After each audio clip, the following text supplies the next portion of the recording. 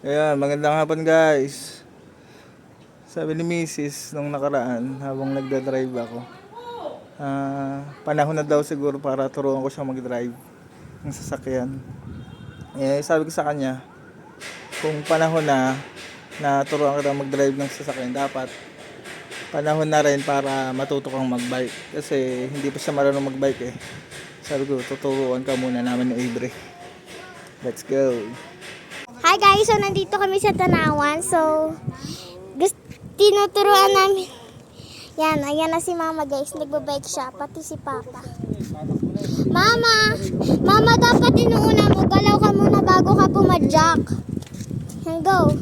Diretso mo lang. Dapat magagalaw mo. Tapos, hawak ka dito. Ito yung preno pag magsastop. Dapat kanan bago yung kaliwa. Magpagalaw ka muna para mag-balance ka. Masanayin mo. May inggit ka talaga sa akin.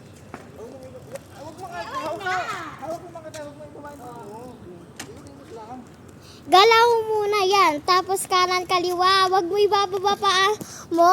Diyan si Papa. So ito nga pala si Beauty. Ayan si Natalia guys, yung black. Mama, sanayin mo. Mainggit ka talaga sa akin. Kapag ako ay nag-aano.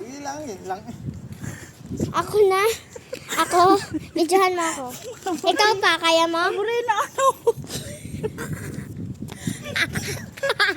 Nagkasugat si Mami. Medyo mo ako. Marunong ka? Medyo niya ako. Sinamayan tayo. Yun.